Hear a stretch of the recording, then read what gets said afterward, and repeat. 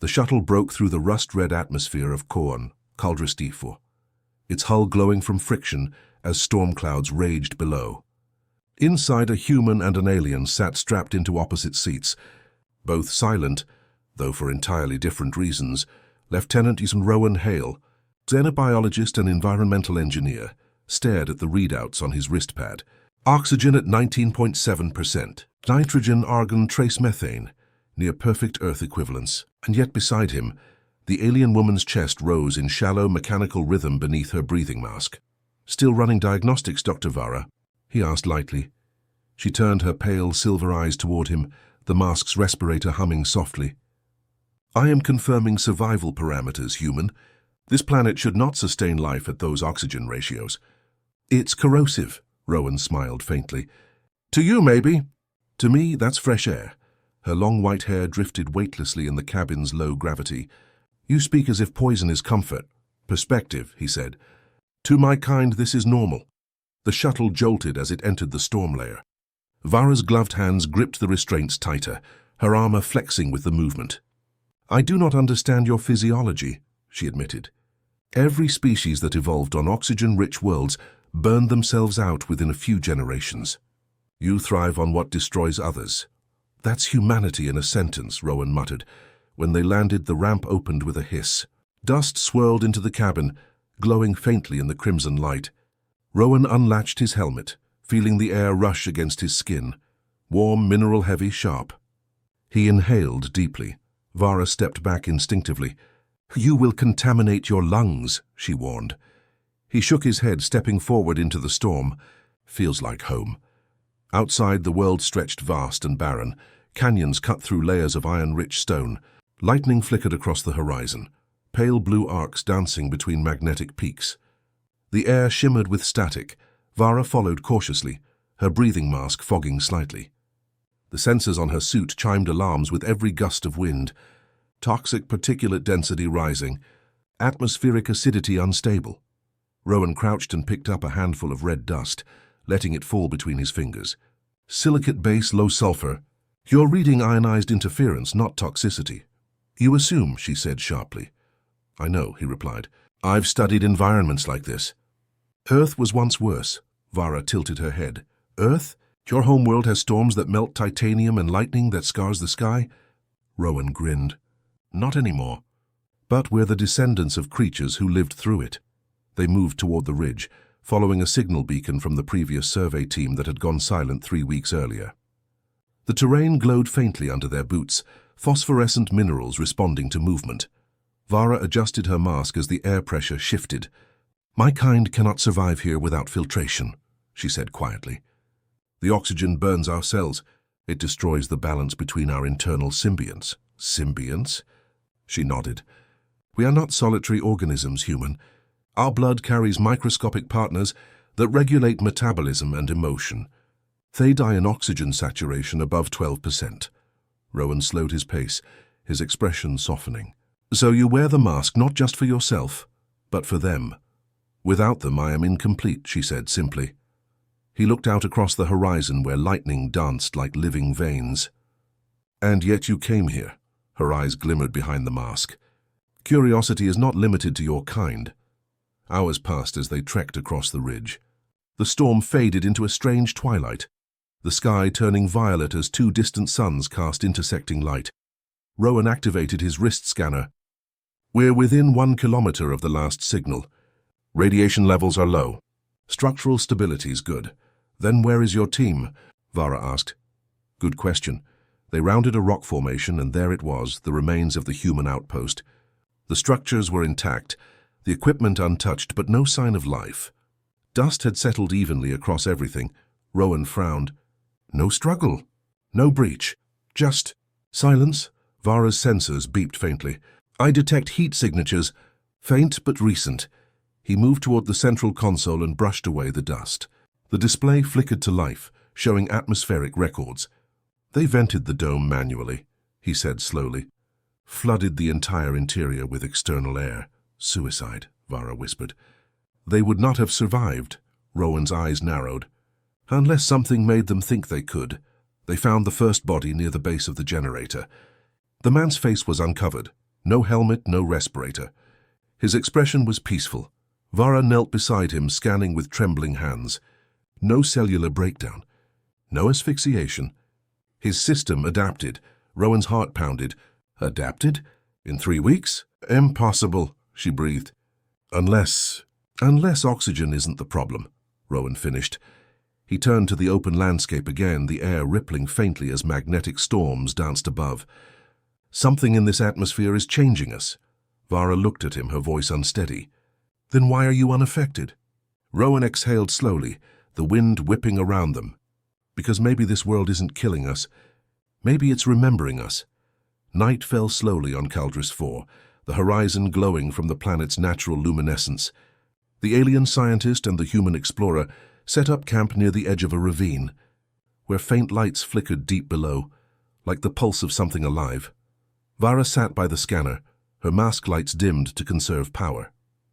The readings are strange, she said quietly. Trace molecular patterns in the air, almost organic, as if the atmosphere itself is reacting to us. Rowan looked up at the stars, their light distorted by the planet's electromagnetic field. Maybe it is. Life's stubborn. It exists where it shouldn't, it adapts, she glanced at him. Like you?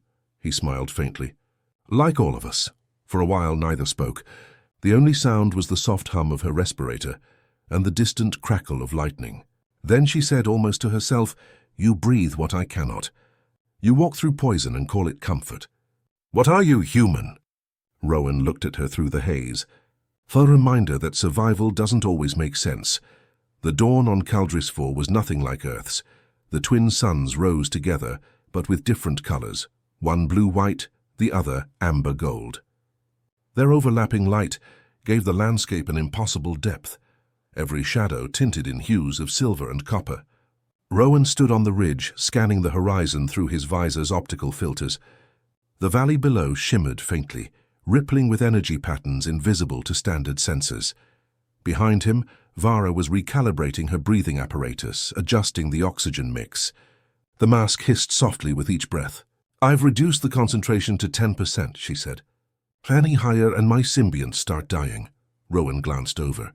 And any lower you risk hypoxia, she nodded. We are creatures of narrow balance. Your species thrives on extremes, he smiled faintly. That's one way to put it. Her gaze lingered on him for a moment longer than before. How can your kind survive such chaos? The storms, the toxins, the inconsistency of your biology. It should have killed you long ago. Maybe it did, he said. And what's left is what adapted. By mid-morning, they reached the outer perimeter of the old dig site, a ring of modular domes partially buried in rock and sand. Rowan brushed his hand across a sign half covered in dust.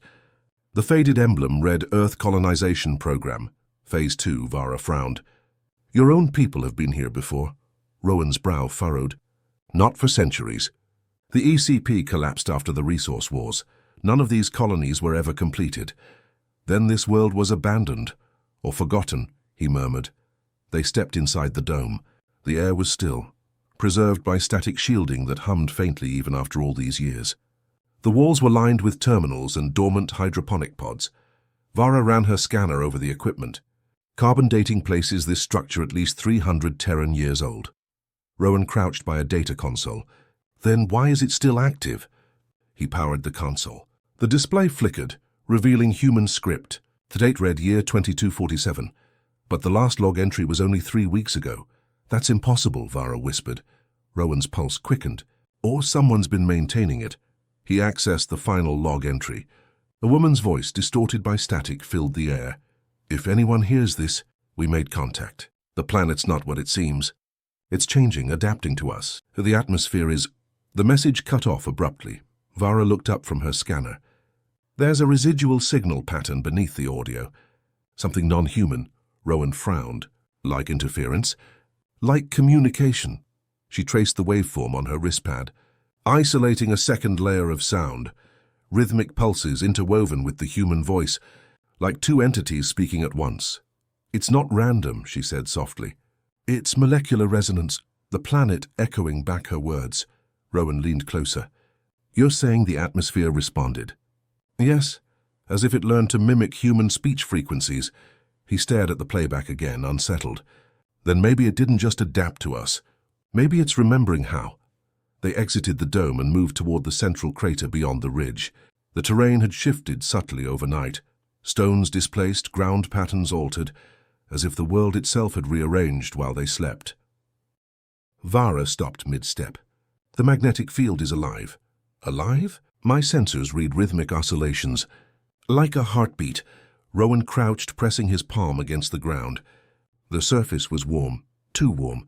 Beneath it he felt faint vibrations pulsing through the stone. Not tectonic, he murmured. Too regular. Could it be machinery? She asked. He shook his head. No, this is organic. Controlled, like the planet's breathing. Vara's voice was barely a whisper. Then what are we standing on, human? Rowan looked up at the horizon, where the storm clouds gathered again. Not just a planet. Something older. They descended into the crater as lightning flashed overhead. Inside they found structures. Not natural, not entirely artificial. Smooth black formations curved upward, like the ribs of some colossal creature, embedded with crystalline veins that pulsed faintly in time with the vibrations beneath their feet. Vara's voice trembled with awe. These are not Vehlari. They predate our civilizations. Rowan examined the patterns etched into the stone. They weren't random. They looked like waveforms, the same rhythm that pulsed in the data logs. This isn't architecture, he said slowly. It's memory. Vara turned to him. You mean the planet records sound? Not just sound, everything, radiation, movement, maybe even consciousness. She stared at him, realization dawning. Then your people didn't terraform this world. It terraformed them. A sudden shockwave rippled through the crater, knocking them to their knees. Dust and static filled the air.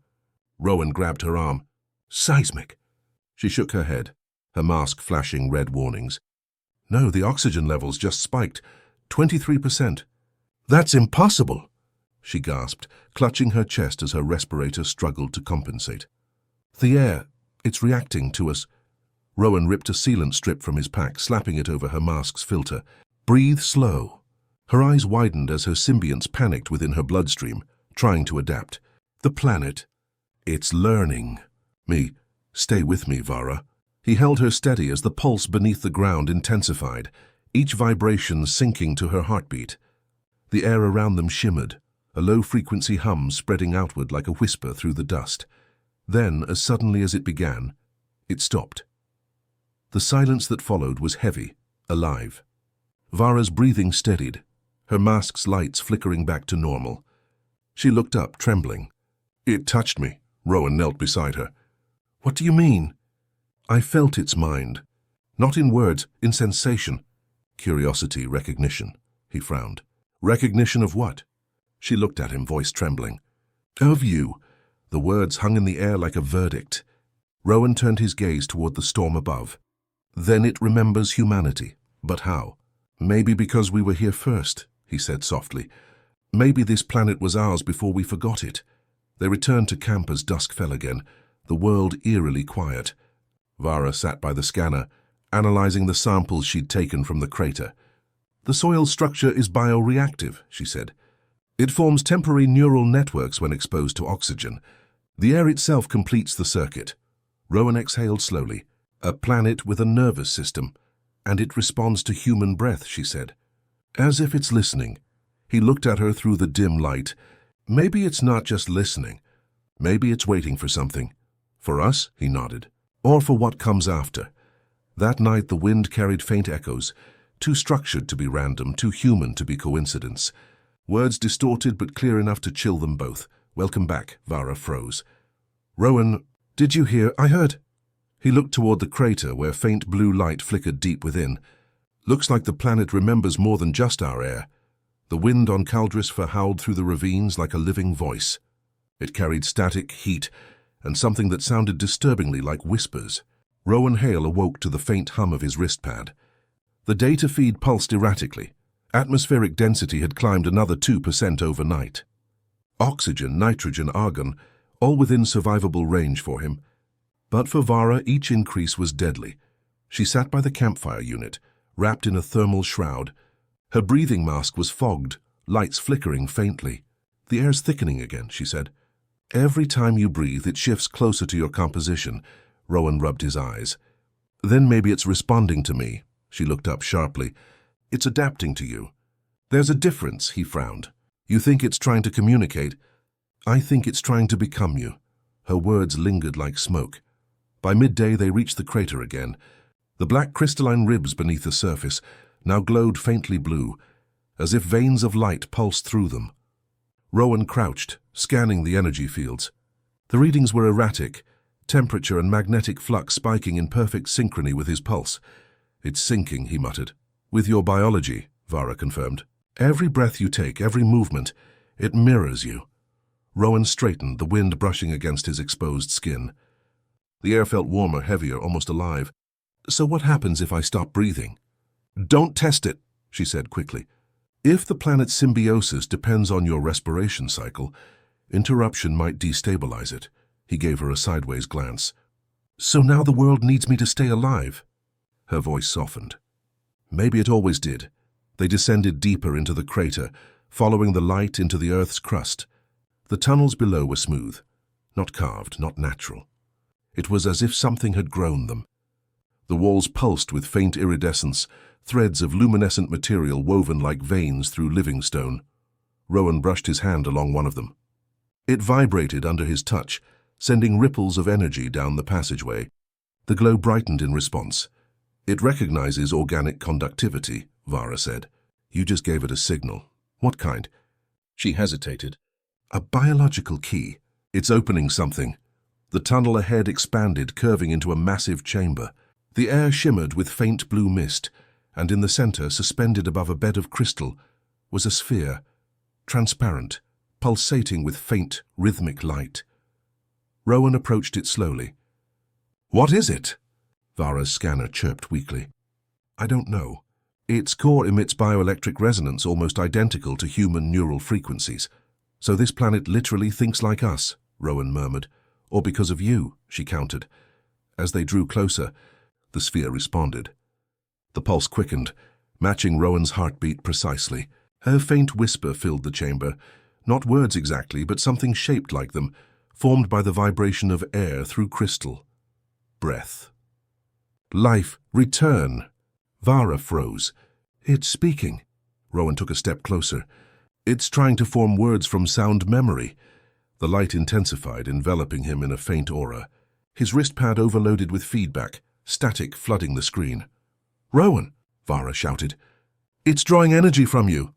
He didn't move. His expression was distant, entranced. It's showing me something. In his mind, flashes, images that weren't his own.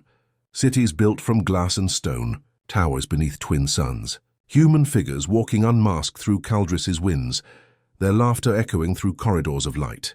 Then the same cities crumbling, swallowed by storms, oxygen levels rising, bodies falling, the planet consuming their remains. Then silence. When he opened his eyes again, he was kneeling. The sphere dimmed, its pulse returning to a steady rhythm.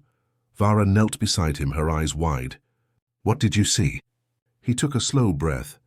Us, humanity. We were here before. We built this world and we died here, and that's not possible.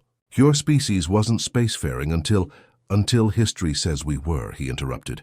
But maybe this place was Earth once, or something that became it. Vara backed away, visibly shaken. You're suggesting humanity originated here and not on Earth. I'm saying the planet remembers us. It breathes like us, thinks like us, because it learned from us. She touched her mask, her voice trembling. Then it's evolving again. But this time around you. He looked down at the soil. The faint glow beneath the surface mirrored the veins of his hand perfectly. We're merging. Vara stared at him. That's symbiosis. He shook his head. No, it's memory reclaiming flesh. The chamber trembled. Cracks formed along the crystalline walls as the sphere's pulse intensified. The hum deepened, not chaotic but deliberate, rhythmic, purposeful. It's not stable, Vara said, backing away. You triggered a full neural recall. Rowan struggled to his feet. It's not an attack. It's awakening. The chamber ceiling split open, light cascading through. Above them, the sky roared, the storm twisting into a perfect spiral centered over the crater. Energy coursed through the tunnels, converging toward the sphere. Vara shouted over the wind. If it completes the loop, it could ignite the entire crust.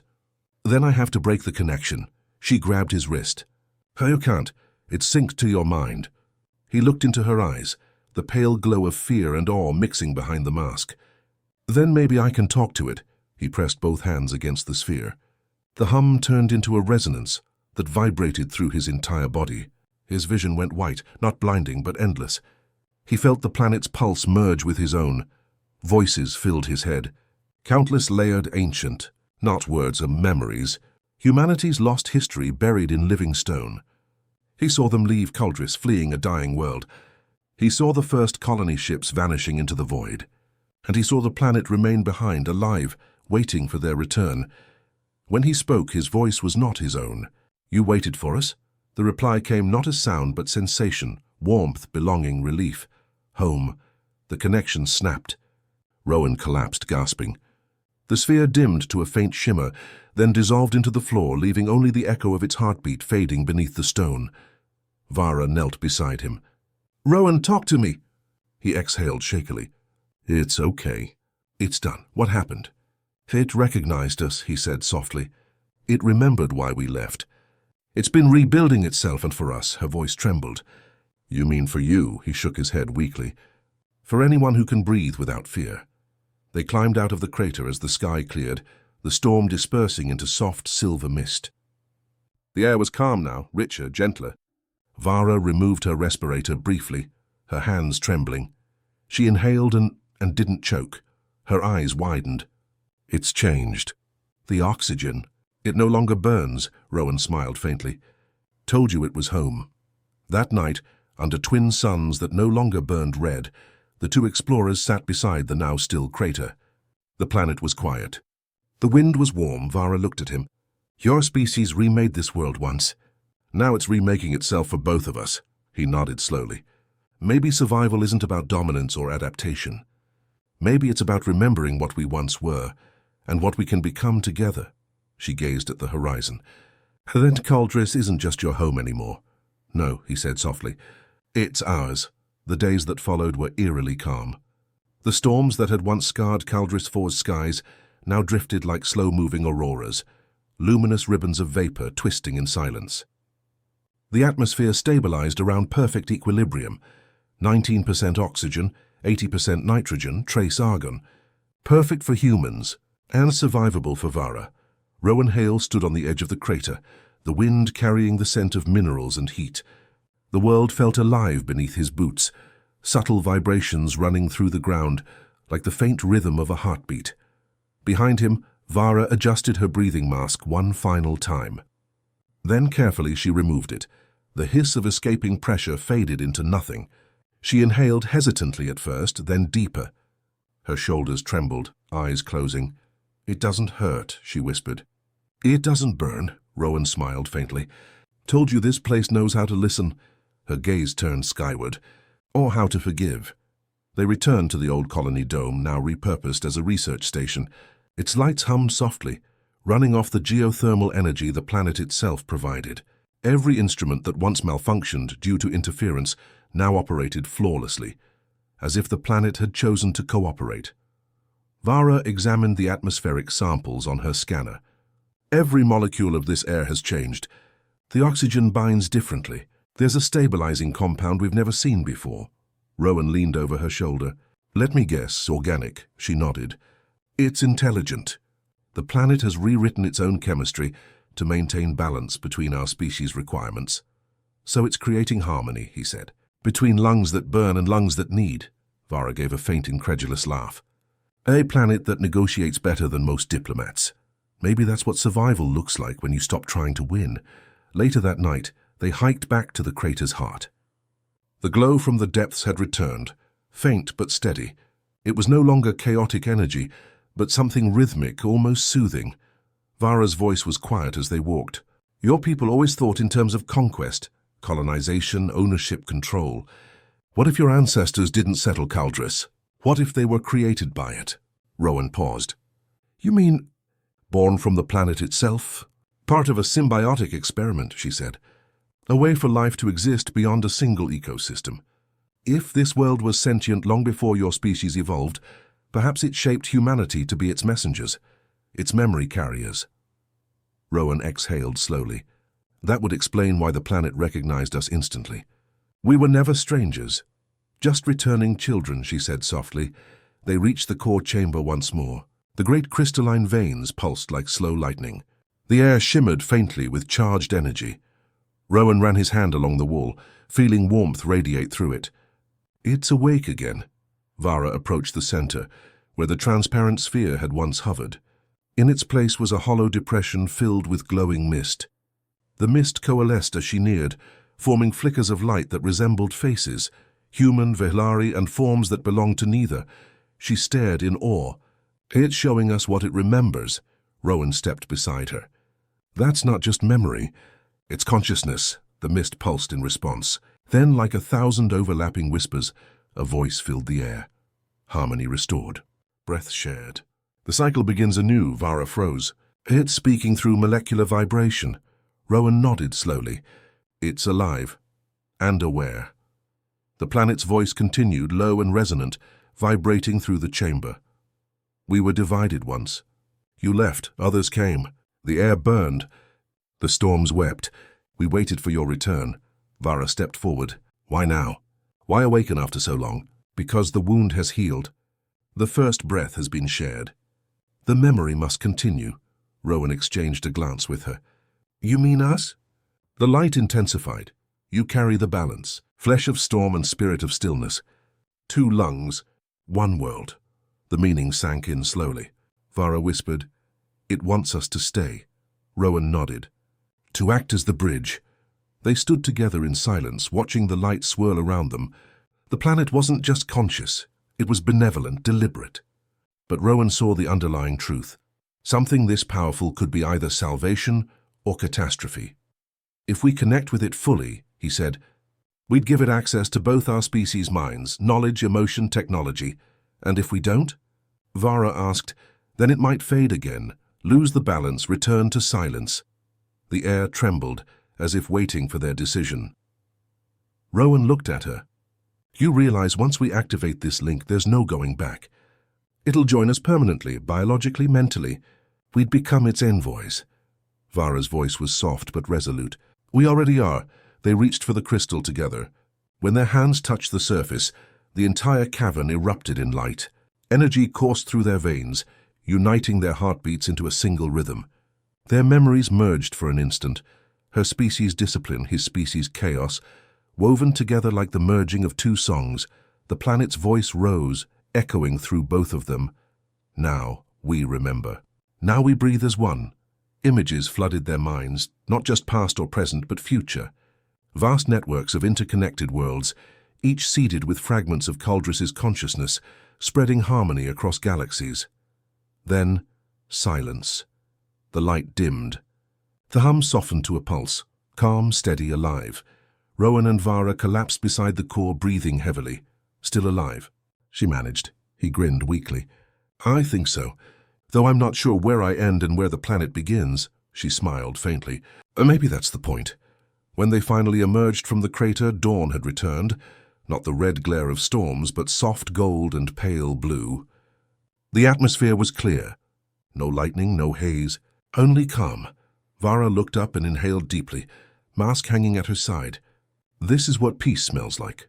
Rowan laughed quietly. Oxygen and dust? Life, she corrected. The air no longer belongs to one kind. It belongs to both. He looked at her, then out over the horizon where the sunlight touched the endless valleys.